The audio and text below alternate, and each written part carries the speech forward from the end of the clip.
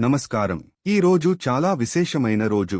భారత మతపరమైన ఇతిహాసాల్లో శక్తి, భక్తి, జ్ఞానానికి ప్రతీకగా నిలిచిన ఒక దివ్య పురుషుడు ఉన్నారు. వారే శ్రీ హనుమంతుడు. ఆయన పుట్టిన రోజున హనుమాన్ జయంతిగా జరుపుకుంటాం. హనుమంతుని జననం. హనుమంతుడు అంజనాదేవి అనే అప్సరకు వానర రాజు కేసరికి పుట్టిన సంతానం. అంజనా తపస్సు చేస్తుండగా వాయుదేవుడు ఆమెకు దీవెన ఇచ్చాడు. ఆ సమయంలో పుత్రకామేష్టి యాగం వల్ల కలిగిన దివ్య పాయసం లభించింది. మిగిలిన పాయసం వాయుదేవుడు ద్వారా అంజనాదేవికి చెరి హనుమంతుని పుట్టుక జరిగింది.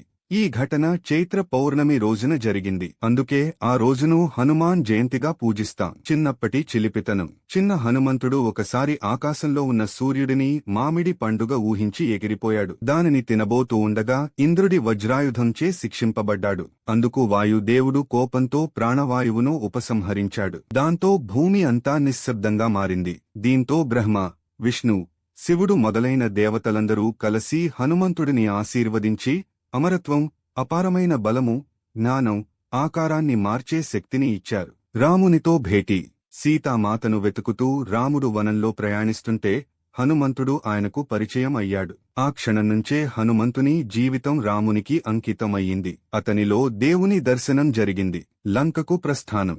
హనుమంతుడు సముద్రాన్ని దాటి లంకలో సీతాదేవిని కనుగొన్నాడు. ఆమెకు రాముని సందేశం ఇచ్చి ధైర్యాన్ని కల్పించాడు. లంక దహనం. రావణుడు హనుమంతుడిని పట్టుకుని ఆయనను అవమానించడమే కాకుండా తన తోకకి నిప్పు పెట్టించాడు.